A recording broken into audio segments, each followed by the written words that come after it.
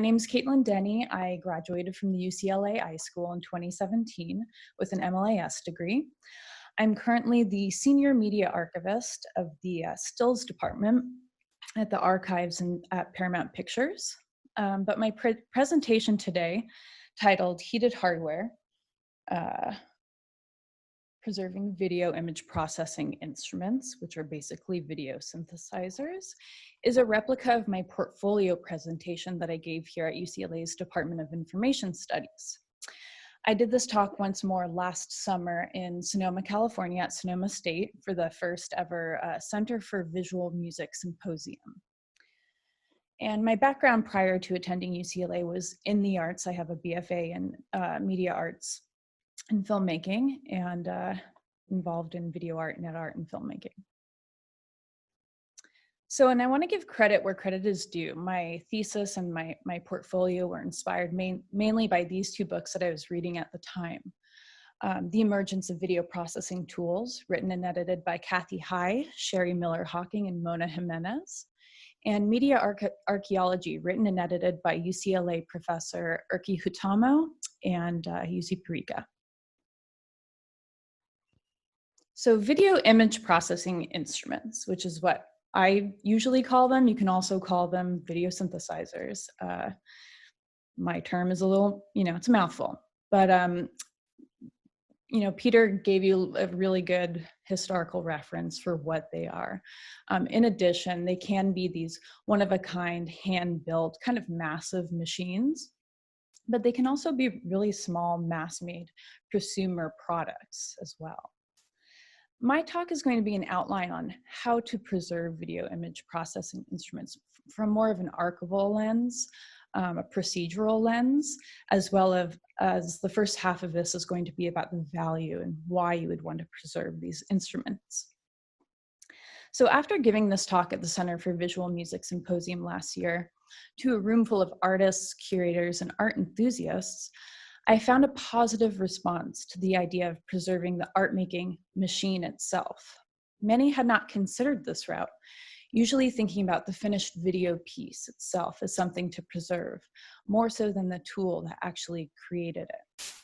However, and I can speak from experience as being a live video performer, that sometimes the manipulation and the performing of the machine itself is more or as important as the image that it creates.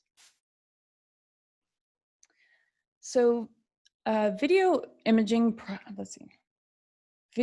processing instruments are basically video synthesizers, an analog or digital video signal that creates an image with or without the aid of cameras.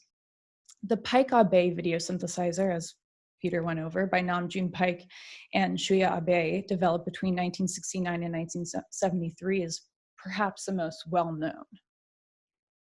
When discussing this hardware, it's important to note that the media that they're able to produce, recorded or performed audio and video, have been worked with, preserved, and the topic of much discussion already within the LAS field. As a general observation, though, the tools used for the creation of video artwork in particular are often at the conceptual heart of the artwork, are often ignored within the institutions suited for doing this type of archival work. These machines don't easily fit into the mainstream historical molds identified by memory institutions and have fallen through the gaps too often. So video image processing instruments have the ability to perform in real time, not unlike a musical instrument. Signal-based video relies exactly on the signal generated within the machine. As such, the signal has the ability to overlap motion and thus time in generated images and audio. Gene Youngblood called this layering of video time parallel event streams, a method of dismantling the Western linear timeline in order to champion multiplicities of experience. These video performances, skipped a slide.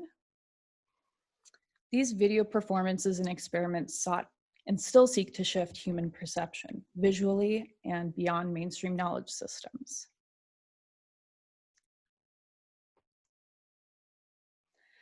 Older electronic machines and archives are often used for accessing obsolete media or as objects that belong in a cabinet of curiosities of sorts, to be looked at and remembered as relics of their time. But the truth is that electronic hardware, like books or like film, are cultural heritage artifacts. Electronic hardware exists as tools, just as any other tool, justified to be preserved and perhaps used again to understand our current technological condition. Video image processing instruments are community building. Video produced by non-commercial entities, often using video synthesizers, has its foundations in media democracy.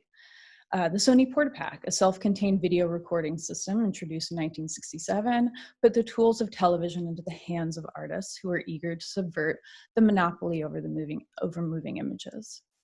The exploration of this medium led to the formation of tight-knit communities of artists who shared ideas, technological schematics, and equipment, and later on were often the builders of video synthesizers.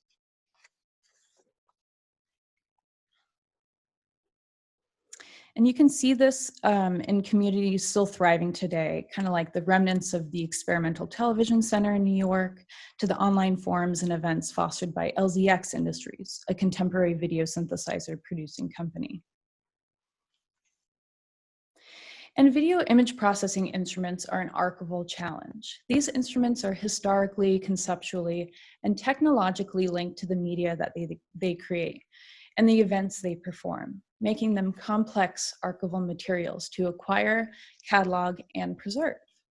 This challenge has the potential to deepen the practice of an archivist, to include the concept of experience, and to preserve this experience through dynamic and community-based models.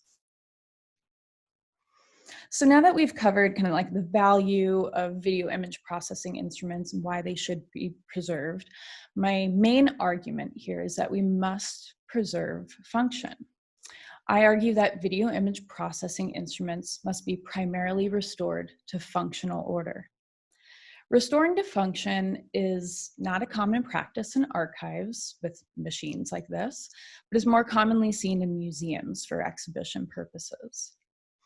Physical deterioration, lack of parts, and differences between old and new components can make the balance between authenticity, aesthetics, and function really difficult. Many museums choose emulation or translation methods for exhibiting complex technologies. Emulative techniques would only complicate and introduce new archival problems for preserving the functional qualities of video instruments, as well as diminish the object's agency for use. And I fully realize that the machine itself cannot possibly function permanently. Instead, my emphasis on the preservation of functionality includes room for the object to take hold of its evidence once no longer able to function. On the contrary, preserving for function is perhaps more mindful of the impermanence of the objects themselves. Emulative archival methods would only prolong the artifact into a digital realm. And it's not to say that digitization or emulation aren't informed archival methods that could be used at some point in the preservation of video synthesizers, but I argue that they shouldn't be the priority when considering something that relies so heavily on a tactile experience.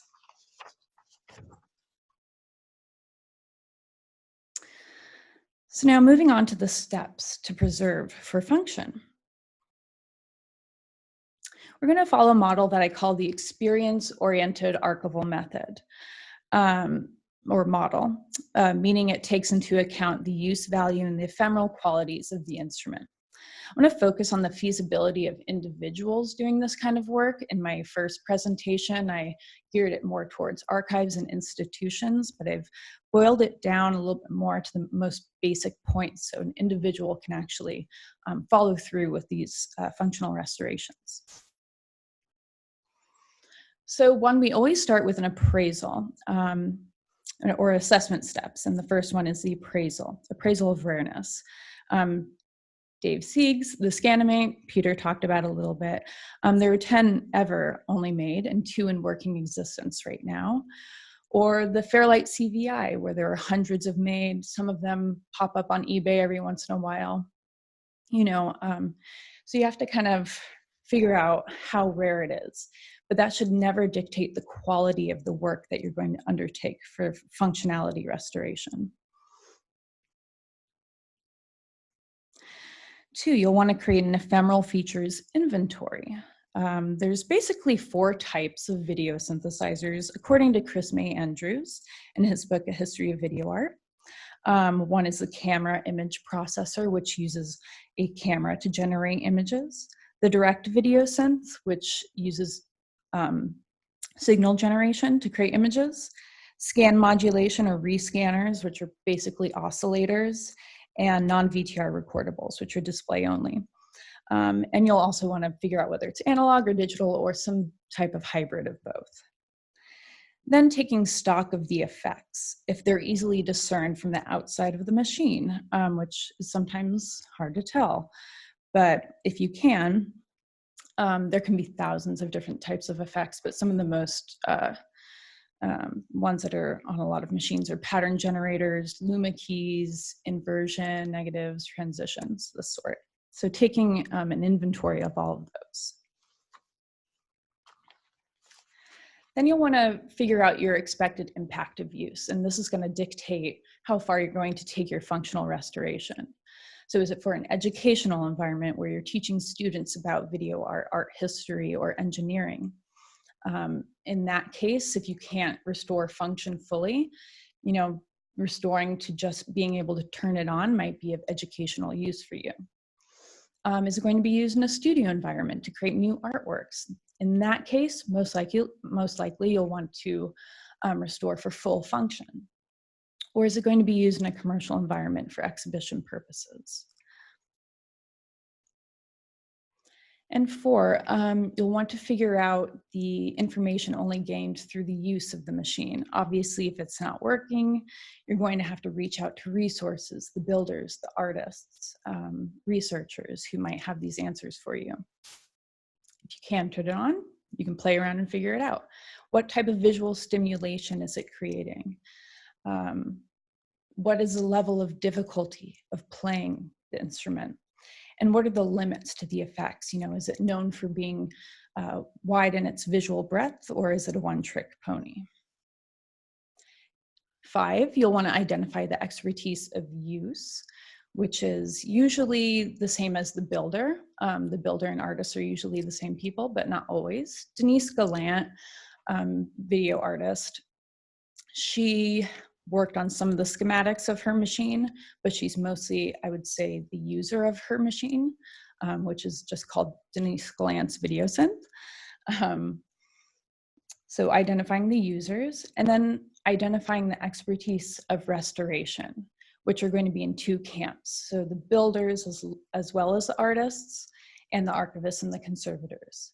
Sometimes they overlap, not often. They don't often collaborate, and this is a big pull for me for restoration efforts. Everybody needs to come together to the same table to figure out how to restore for function properly. So now that your assessment is done, you can move on to the actual preservation. A few guidelines will need to be followed in order to preserve properly. There's going to be an ethics guideline, as an ethical guideline, as well as a conservation guideline. Now, I've used this report, the care of historic musical instruments, from the International Committee of Museums and Collections of Instruments and Music, as a reference for this. It's maybe the most appropriate conservation text that I found for video image processing instruments.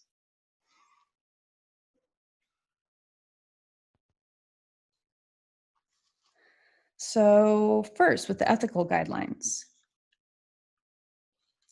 should become familiar with some of these guidelines to just kind of steer you into the right direction before you actually do any restoration techniques.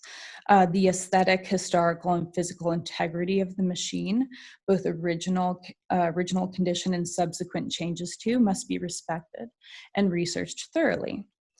2, the quality of treatment should not be dictated by the quality of value of the object, such as the Fairlight CVI and Scanimate example I gave earlier. Irreversible conservation techniques should be avoided, and if they can't be, they must be extensively justified in your documentation. 4, modification of the integrity and authenticity of the machines must not be made. 5, documentation prior, during, and after conservation must always be transparent and made available. And 6, every effort should be made to make players and audiences aware of the nature of the instrument's original visuals. So you'll not want to, up the resolution of something during the restoration techniques. Now, your conservation guidelines that will help you move forward. If your instrument is working, that's great. And if it's not working, it needs to be in physical condition stable enough to bring back to working order without destroying it. In cases where instruments are simply too fragile to handle or work with, you stop at the ethics and documentation, and that's it. 2, skills, materials, and resources should be made available to follow through with proper functional restoration that meets the standards of the creator, builder, or historical user. And this is where your assessment really comes into play. Your identified users and builders will be of extreme value. And 3, the owner or custodian has a clearly articulated definition on the instrument's use. Is it supposed to be used only in a live environment, or is it only supposed to be used with a particular CRT monitor or camera? These are all things that you want to know before you begin a functional restoration. And so taking these guidelines into account, you can begin your conservation. But of course, you've got to ask yourself 3 more questions. What is the current condition of the machine, just basically? And what has caused any deterioration or like natural preservation? If it's been locked in a room for 20 years, but it's in great condition, take that into account. If it's dusty and the dust has eroded the enamel on it, take that into account, things like that. Which techniques were used in its construction? You'll want to emulate those in your functional restoration as well. And are the aesthetics of the machine acceptable as is? Once you answer those questions, you can take your actual conservation actions. So first, there's the exterior cleaning, removing dirt, debris, dust, secretions of any kind from the surface of the instrument. And then 2, your internal cleaning. Now, in between external and internal, you'll have to take the video synthesizer apart. This is where all of your assessment comes in, working with the builders and the artists and users to understand how to take apart the instrument. And I highly recommend videotaping yourself when you're doing this for yourself, but also as like a historical reference for others in the future. After internal cleaning, you'll want to repair or replace the items that are not working anymore. And then 3, you'll have to put it back together and then refinish it. So pigment, paint, enamel, any aesthetics can be finished at this point. And documentation is really key to a successful restoration, whether functionally restored or not. Steps of assessment, disassembly, reassembly, and use should all be carefully tracked. The following are ideas for information to keep documented: the instrument's history, dates, titles, owners, prior restorations, modifications, instrument assessment that you had done previously, the physical and working condition, the conservation evaluation and the planned steps that you took, and then the actual conservation actions that you took as well. So we must really rethink and create sites for this kind of work. One of the bigger challenges facing the functional restoration of video image processing instruments are the sites at which this work is conducted. Sites such as musical instrument museums, computer museums, media archaeology labs across the world are doing work similar to what I'm proposing. But most have no video image processing instruments, or only a few, in their holdings due to either collection restraints or lack of availability. The spaces to preserve these machines must be spaces that incorporate art making, engineering, and conservation all in one in order to attract donors. They've got to be dedicated to maintaining a community-based approach that welcomes all, champions transparency, and makes the instruments available for use, whether restricted or freely. Though I advocate for the free use of these restored instruments in a lab-type environment. And I just want to shout out two spaces that I know are really working hard to do this type of work, which is the Media